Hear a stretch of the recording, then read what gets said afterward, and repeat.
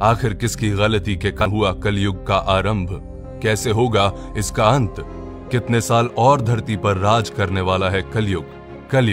कलयुग यानी आज का युग जिसमें हम जी रहे हैं। कितनी पीड़ा, कितना दुख, कितनी यातनाएं हैं इस कलयुग में, फिर भी हमें जीना तो पड़ता ही है।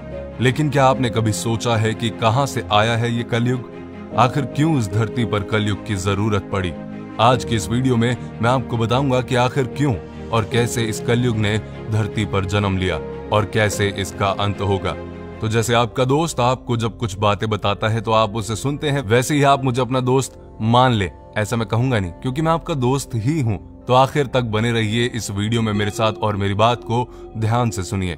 हमारे पुराणों में 4 युगों का वर्णन किया गया है: सतयुग, द्वापर युग, त्रेता युग और कलयुग। कलयुग चौथा और आखिरी युग है। शास्त्रों में बताया गया है कि कलयुग के अंत में जब कलयुग अपनी चरम सीमा पर पहुंच जाएगा, तब भगवान विष्णु अपने 10वें अवतार कल्कि के रूप में अपने देवदत्त घोड़े पर सवार होकर आएंगे और इस कलयुग का अंत कर देंगे। आखिर कलयुग होगा कैसा? हमारे पुराणों में बताया गया है कि कलयुग में पाप, अधर्म, घृणा, झूठ, अपराध आदि काफी बढ़ जाएगा। मनुष्य केवल 20 साल तक ही जीवित रहेंगे।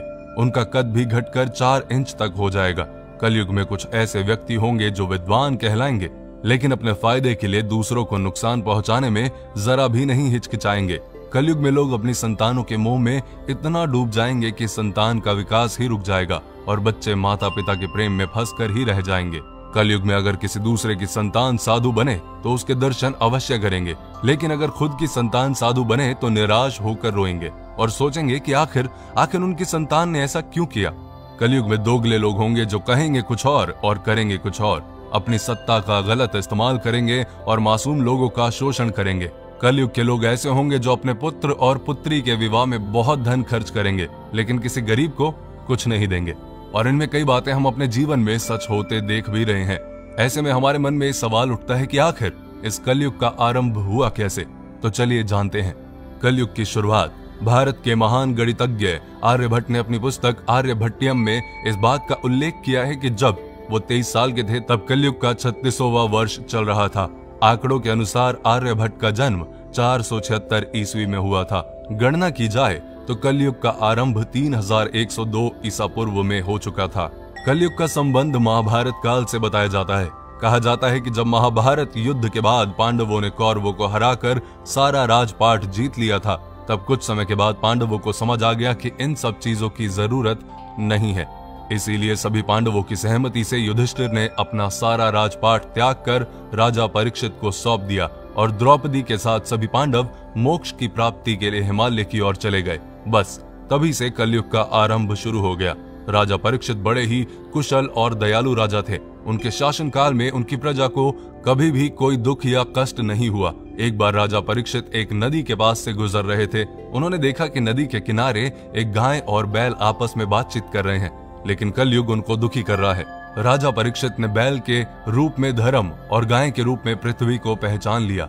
कलयुग के द्वारा गाय और बैल के ऊपर होने वाले अत्याचार को राजा परीक्षित सहन नहीं कर पाए और उन्होंने अपनी तलवार निकाली और कलयुग को मारने के लिए आगे बढ़े। राजा परीक्षित का क्रोध देखकर कलयुग कांपने लगा।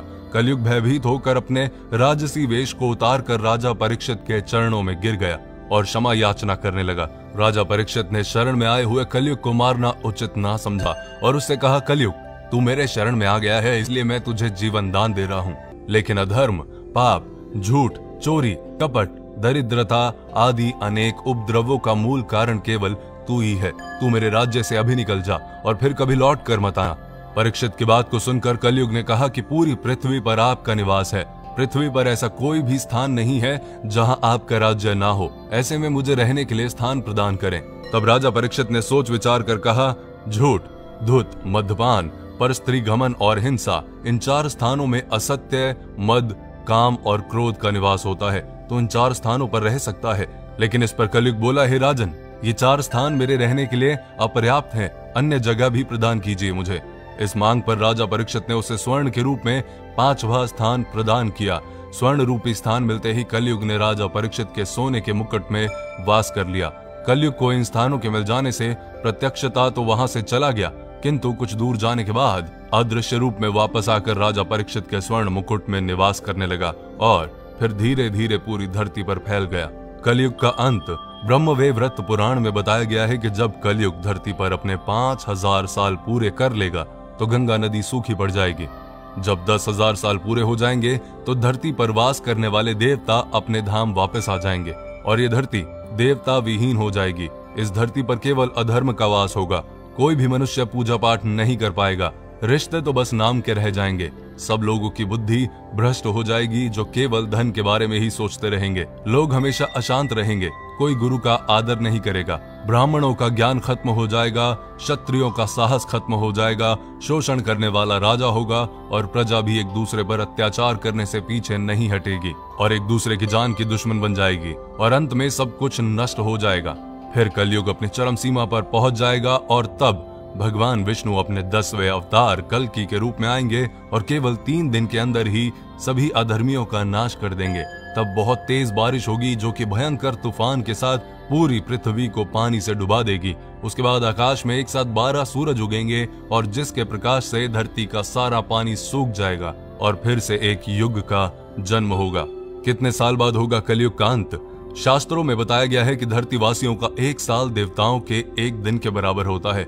एक संक्रांति से दूसरी संक्रांति को एक सोलर मास कहा जाता है। ऐसे 12 सोलर मंथ का एक सोलर वर्ष होता है जो देवताओं का 1 दिन और रात होता है। सतयुग को 4800 दिव्य वर्ष का बताया गया है। त्रेता युग 3600 दिव्य वर्ष का था। द्वापर युग 2400 वर्ष और कलयुग 1200 दिव्य वर्ष, यानी कि कलयुग 4,32,000 सौर वर्ष का होगा, जिसके अनुसार कलयुग के अभी 5000 साल ही पूरे हुए हैं। 4 लाख से भी ज्यादा वर्ष अभी बाकी हैं जब तक कलयुग इस धरती पर राज करेगा। लेकिन कलयुग के इस समय में मनुष्य को इस भयंकर प्रलय से केवल हरि कीर्तन और भक्ति ही बचा सकता है। तो अपनी लाइफ में ध्यान रखिए कि दूसरों को दुख देने से कुछ नहीं होगा। भक्ति में ही शक्ति है। भजन करें, कीर्तन करें, दूसरों की हेल्प करें, अपना ध्यान रखें और अपनों का ध्यान रखें।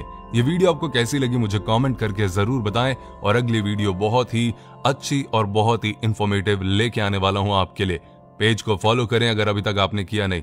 प्लीज कमेंट करके फीडबैक अपना जरूर दें।